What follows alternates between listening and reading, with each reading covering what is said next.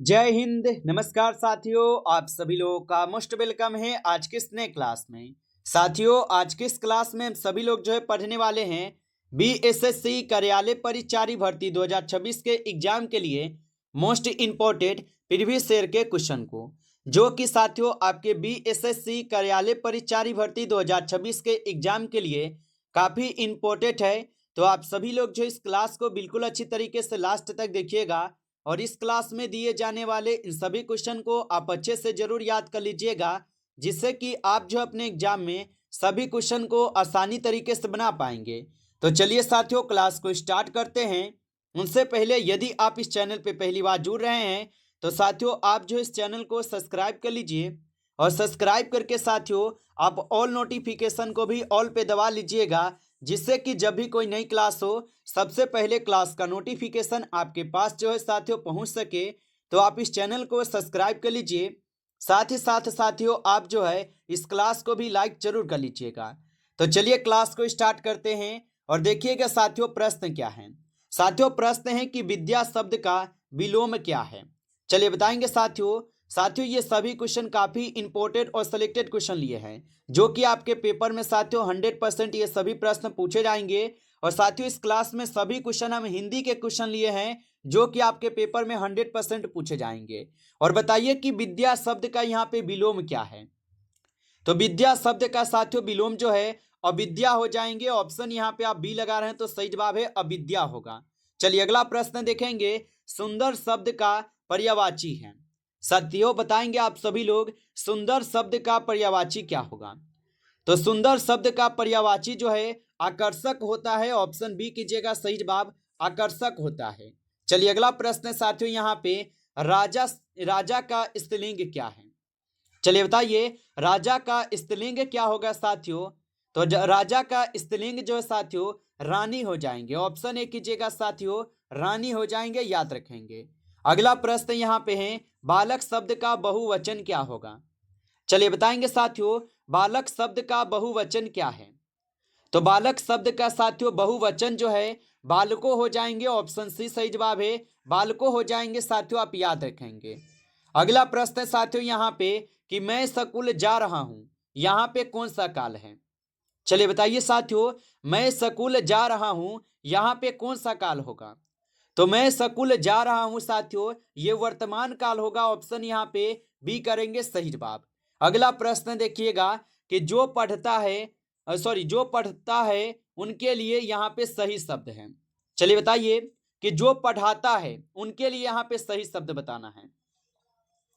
तो जो पढ़ाता है साथियों वह अध्यापक होगा। ऑप्शन यहाँ पे बी सही जवाब है, अध्यापक होगा। आगे देखिए प्रश्न यहाँ पे है कि राम ने सीता को फल दिया, यहाँ पे को क्या है साथियों बताइए।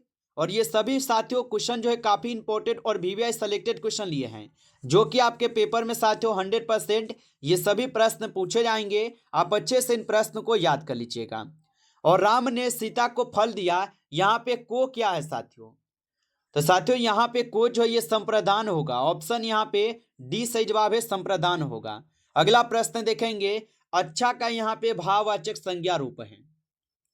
तो अच्छा का भाववाचक संज्ञा रूप जो है साथियों यहाँ पे क्या होगा। तो अच्छा का भाववाचक संज्ञा रूप यहाँ पे अच्छाई होगा। ऑप्शन बी कीजिएगा, सही जवाब अच्छाई होगा। आगे देखेंगे साथियों प्रश्न है कि पढ़ शब्द में कौन सा उपसर्ग है। बताइए साथियों कि पढ़ शब्द में कौन सा उपसर्ग है। तो साथियों पढ़ शब्द में आपको कौन सा उपसर्ग लग रहा है। तो यहाँ पे कोई भी उपसर्ग जो है पढ़ शब्द में नहीं है। ऑप्शन सी कीजिए, यहाँ पे कोई भी नहीं होगा। अगला प्रश्न देखिए, क्वेश्चन है कि बेईमान में उपसर्ग बताइए। चलिए बताइएगा बेईमान में यहाँ पे उपसर्ग कौन सा है। तो बेईमान में साथियों यहाँ पे आपके उपसर्ग हो जाएंगे बे। बे जो है आप लोगों का यहाँ पे साथियों उपसर्ग है। ऑप्शन ए सही जवाब है। अगला प्रश्न यहाँ पे कि लिखावट में प्रत्यय हैं। चलिए बताएंगे साथियों कि लिखावट में प्रत्यय हो जाएंगे। तो साथियों लिखावट में यहाँ पे प्रत्यय हो जाएंगे, लिखावट में आवट हो जाएंगे। यहाँ पे आप ऑप्शन यहाँ पे बी कीजिएगा साथियों, ऑप्शन बी सही जवाब है। अगला प्रश्न देखिएगा कि जो मरता नहीं उनके लिए एक शब्द है। तो जो मरता नहीं उनके लिए एक शब्द जो है साथियों यहाँ पे क्या हो जाएगा। तो वह अमर हो जाएंगे। ऑप्शन यहाँ पे ए सही जवाब है, अमर होगा। आगे देखेंगे साथियों, प्रश्न है पानी पानी होना मुहावरे का अर्थ है। चलिए बताइए, पानी पानी होना मुहावरे का अर्थ क्या होता है? तो याद रखेंगे साथियों, इसका अर्थ होता है शर्मिंदा होना। ऑप्शन यहाँ पे बी सही जवाब है, शर्मिंदा होना। चलिए अगला प्रश्न देखेंगे कि नन्हा का विलोम क्या है। चलिए बताएंगे साथियों, नन्हा का विलोम क्या होगा। तो नन्हा का जो विलोम है साथियों 12 होता है। ठीक है, 12 होता है। ऑप्शन यहाँ पे बी सही जवाब है। अगला प्रश्न साथियों यहाँ पे कठिन का पर्यायवाची है।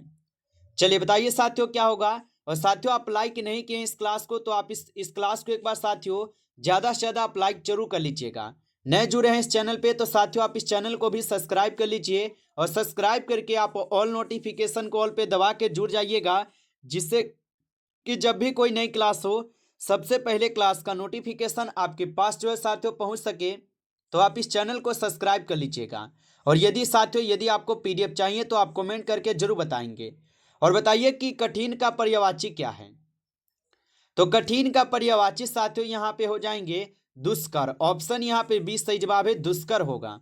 अगला प्रश्न देखेंगे, प्रश्न है कि वह किताब पढ़ रहा है, यहाँ पे वह क्या है। चलिए बताएंगे साथियों कि यहाँ पे वह किताब पढ़ रहा है, वह क्या होगा। तो साथियों यहाँ पे आपका सही जवाब ऑप्शन बी होगा, सर्वनाम है। ऑप्शन यहाँ पे बी सही जवाब है। अगला प्रश्न देखेंगे कि मीठा आम में मीठा क्या है। चलिए बताइए साथियों, मीठा आम में मीठा क्या है। तो साथियों मीठा आम में जो साथियों यहाँ पे मीठा जो है आपका ये विशेषण होगा। ऑप्शन सी कीजिएगा, सही जवाब विशेषण है। अगला प्रश्न देखिएगा कि खाना शब्द है। चलिए बताएंगे साथियों, खाना शब्द हो जाएंगे। तो खाना शब्द जो साथियों ये क्रिया है। ऑप्शन यहाँ पे बी सही जवाब है, क्रिया होगा। अगला प्रश्न देखेंगे साथियों कि राम ने पुस्तक पढ़ी, यहाँ पे कर्ता है। चलिए बताइए साथियों कि राम ने पुस्तक पढ़ी, यहाँ पे कौन सी कर्ता होगा। तो साथियों राम ने पुस्तक पढ़ी, यहाँ पे राम जो है आपका कर्ता है। ऑप्शन सी सही जवाब है, राम कर्ता है आपका। अगला प्रश्न है कि तेज का भाववाचक संज्ञा रूप है। चलिए बताएंगे साथियों कि तेज का भाववाचक संज्ञा रूप क्या होगा। तो तेज का भाववाचक संज्ञा रूप जो है साथियों तेजी हो जाएंगे। ऑप्शन यहाँ पे आप डी करेंगे, सही जवाब तेजी होगा। चलिए अगला प्रश्न है साथियों यहाँ पे घर का बहुवचन है। चलिए बताइए साथियों कि घर का बहुवचन क्या है। तो साथियों घर का बहुवचन होता है यहाँ पे घरों। ऑप्शन बी यहाँ पे सही जवाब है, घरों होगा। अगला प्रश्न देखेंगे साथियों, सुबह का विलोम क्या है। चलिए आंसर लगाइए साथियों कि सुबह का विलोम क्या होगा। तो सुबह का विलोम होता है यहाँ पे रात। ऑप्शन यहाँ पे बी कीजिएगा साथियों, रात होगा। आगे देखिए साथियों यहाँ पे प्रश्न है विद्यालय शब्द में समास है। चलिए बताएंगे साथियों विद्यालय शब्द में समास हो जाएंगे। तो विद्यालय शब्द में साथियों तत्पुरुष समास है। ऑप्शन ए सही जवाब है, तत्पुरुष समास।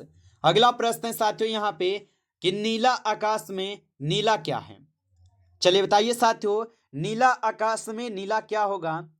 तो नीला आकाश में साथियों नीला जो ये विशेषण है। ऑप्शन सी सही जवाब है, विशेषण होगा।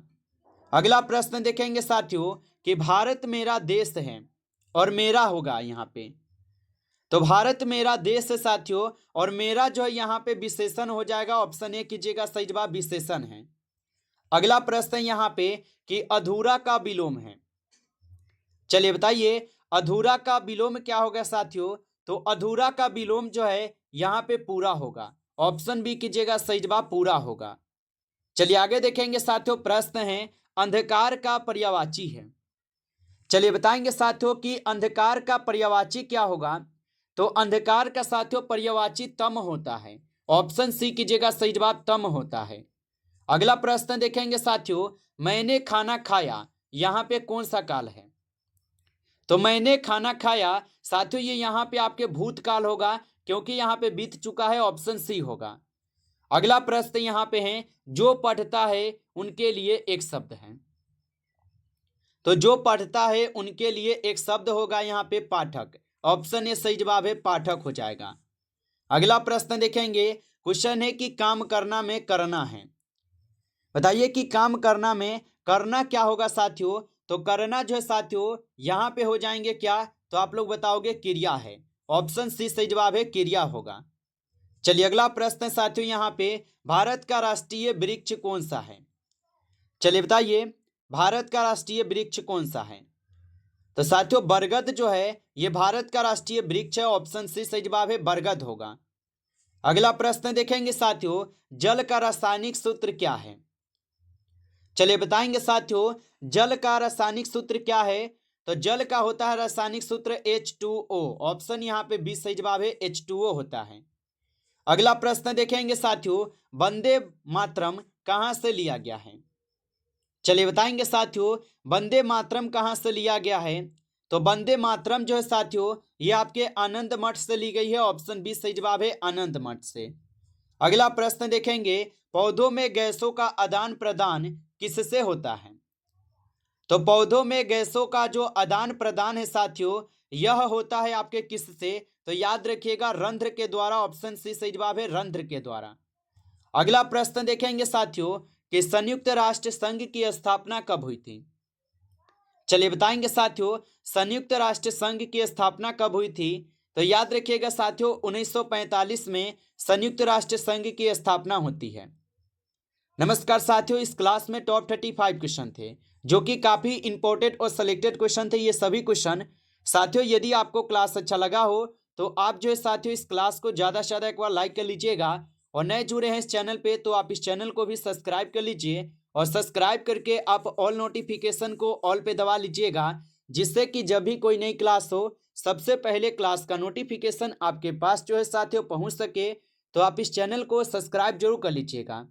और साथियों यदि आपको पीडीएफ चाहिए तो आप कमेंट करके साथियों जरूर बताइएगा।